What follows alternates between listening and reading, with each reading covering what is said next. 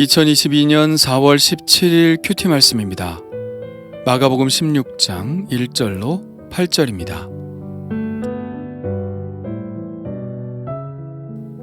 안식일이 지남에 막달라 마리아와 야고보의 어머니 마리아와 또 살로메가 가서 예수께 바르기 위하여 향품을 사다 두었다가 안식 후 첫날 매우 일찍이 해 돋을 때에 그 무덤으로 가며 서로 말하되 누가 우리를 위하여 무덤 문에서 돌을 굴려 주리요 하더니 눈을 들어본즉 벌써 돌이 굴려져 있는데 그 돌이 심히 크더라.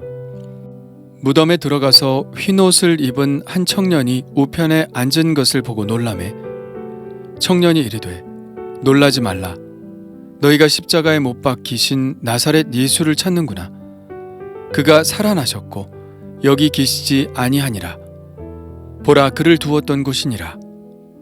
가서 그의 제자들과 베드로에게 이르기를 예수께서 너희보다 먼저 갈릴리로 가시나니 전에 너희에게 말씀하신 대로 너희가 거기서 배우리라 하라 하는지라. 여자들이 몹시 놀라 떨며 나와 무덤에서 도망하고 무서워하여 아무에게 아무 말도 하지 못하더라. 아멘. 안식일이 지났습니다. 지금의 계산법으로 하면 예수님은 금요일에 십자가에서 죽으셨고 무덤에 묻히셨으며 토요일 안식일 내내 무덤에서 죽은 자 가운데 있다가 이제 주일 새벽이 된 것입니다. 이 안식 후 첫날 매우 일찍이 해 돋을 때에 예수님이 묻히신 무덤으로 가고 있는 여인들이 있었습니다. 그들은 막달라 마리아와 야고보의 어머니 마리아 또 살로메였죠. 그녀들의 이름은 최근 말씀에 자주 등장하고 있죠.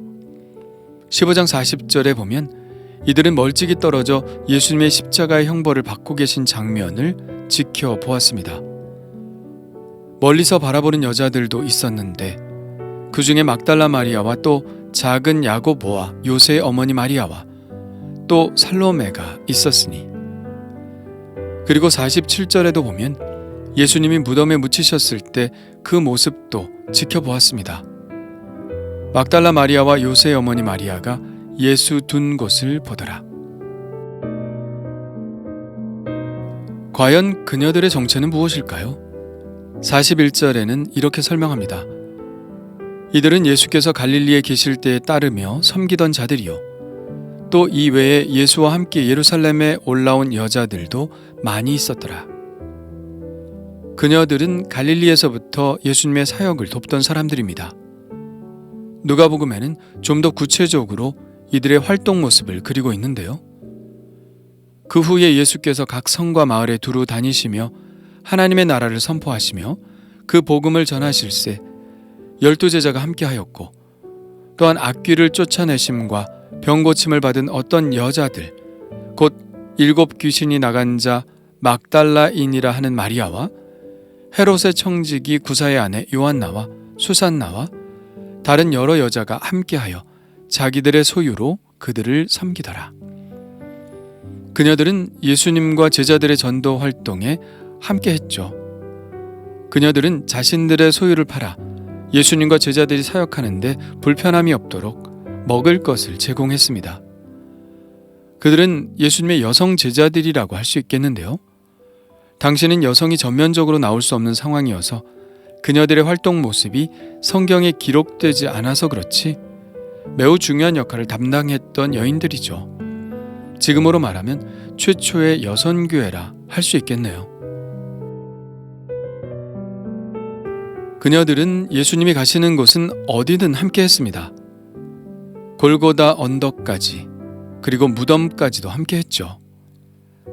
그들이 미리 예수님이 묻히신 곳을 보아둔 것에는 이유가 있었습니다.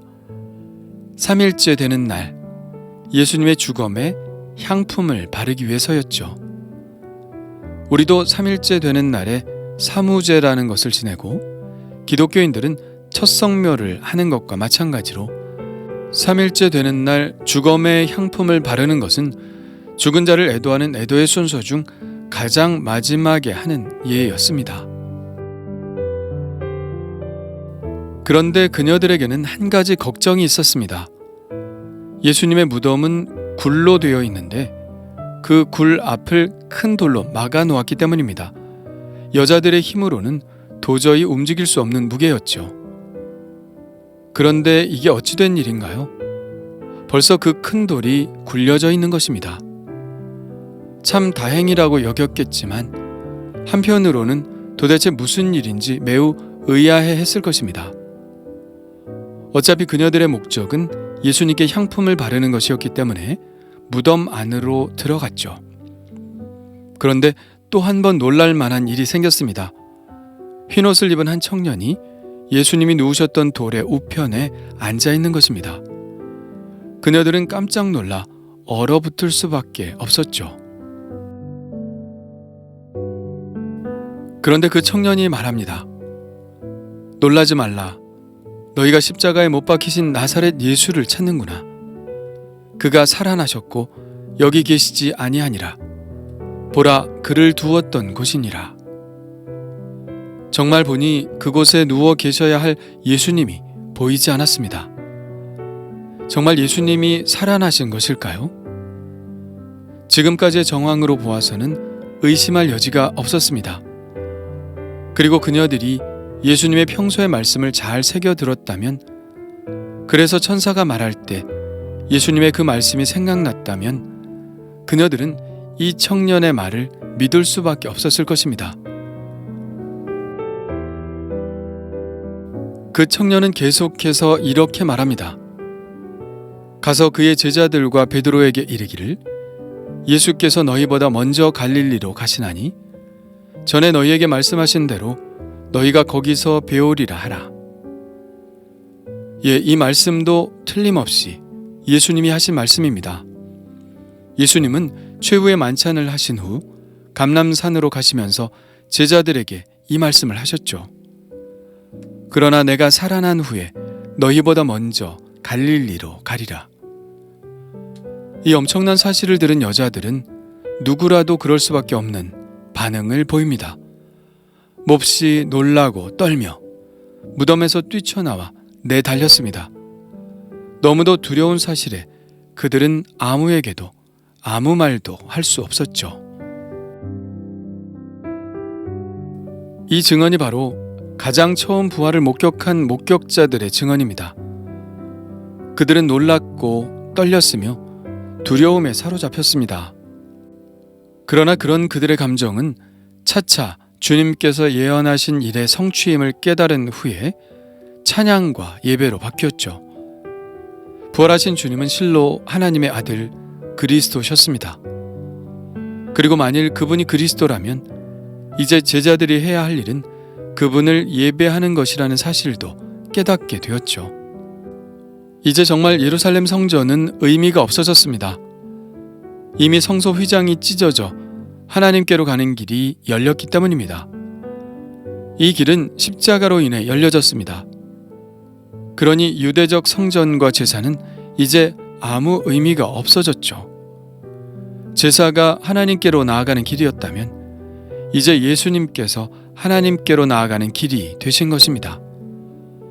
주님의 죽으심과 부활이 하나님과 화목하게 교제하는 예배의 길을 연 것이죠. 이것이 바로 그리스도교가 유대교와 달리 안식 후 첫날 모임을 갖게 된 이유입니다. 초대교회는 이 놀라운 예수님의 부활을 기념하며 예배하기 시작했습니다. 예수님의 부활로 새로운 성전이 지어진 것이죠. 그래서 그리스도인들은 예수님이 부활하신 안식 후 첫날 모여 예수님께서 기념하라고 하신 성찬을 나누기 시작했습니다. 예수님께서 우리에게 살과 피를 주셨으니 부활하셔서 이제 우리 안에서 살아계신다는 사실을 나누기 시작한 것이죠. 그래서 우리 안에도 그 생명이 있음을 확인하는 것입니다. 어떤 사람들은 구약의 안식일에 예배해야 한다고 말하는 사람들이 있습니다. 그러나 그것은 그들이 부활의 첫 목격자들이 느낀 그 놀람과 경외감의 감정을 알지 못하기 때문에 하는 말입니다. 부활로 인해 어떻게 새로운 성전과 새로운 예배와 새로운 백성이 탄생했는지를 모르고 하는 말입니다. 예수님의 부활이야말로 우리가 예배할 수 있는 근거이고 이유이며 또한 장래의 비전이기도 합니다. 우리는 주일마다 예수님의 부활을 떠올리며 우리의 부활을 또한 소망하고 있습니다. 그것이 바로 우리의 살아있는 예배죠. 처음 부활을 목격한 이들이 남성 제자들이 아니었고 여성 제자들이었다는 사실 또한 놀랍습니다. 때로는 주목받지 못한 이들이 정말 중요한 일의 주인공이 되죠. 남성 제자들은 앞에서는 큰 소리를 쳤지만 끝까지 주님과 함께하지 못했습니다. 그러나 여성 제자들은 끝까지 주님을 섬겼죠. 그런 그들에게 주님은 가장 영광스러운 부활의 첫 장면을 목격하는 영광을 허락하셨습니다. 예수님이 탄생하실 때도 마찬가지였죠. 들에서 양을 치는 목자들과 이방인 동방 박사들에게 그 영광을 볼 수 있는 기회를 허락하셨습니다. 성전에서 기도하던 시므온과 안나, 그 노인들에게 메시아를 만날 수 있는 영광도 주셨죠. 그러고 보면 하나님이 약한 자를 들어서 강한 자를 부끄럽게 하신다는 말씀이 실감이 납니다. 예수님도 무력하게 죽어가신 것 같지만 그 무력한 죽음을 부활로 바꾸셨습니다. 그러니 지금 약한 자, 지금 무력한 자, 지금 보잘것없는 자, 지금 주목받지 못한 자, 지금 가난한 자, 지금 우는 자들이 복이 있다는 말씀이 맞습니다. 하나님은 그런 자들을 돌보시며 부활의 영광을 허락하실 것입니다. 주님은 우리의 눈물을 아시며 우리의 두려움을 아시고 우리의 간구를 아십니다. 우리를 아시는 하나님께서 우리를 내버려 두지 않으실 것이라는 사실도 알죠. 하나님은 믿고 끝까지 따르는 자들에게 부활의 영광을 주실 것입니다.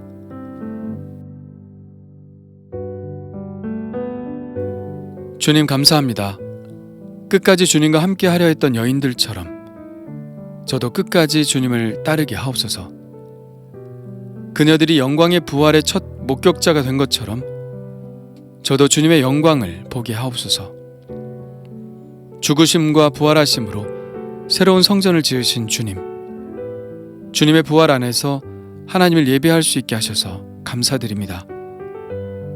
어떻게 얻은 예배의 특권인데 이 특권을 소홀히 여기지 않게 하시옵고 오직 주님의 부활의 영광 안에서 하나님과 만나는 참된 예배자가 되게 하여 주옵소서. 저의 삶의 부활의 영광을 허락하신 예수 그리스도의 이름으로 기도합니다. 아멘.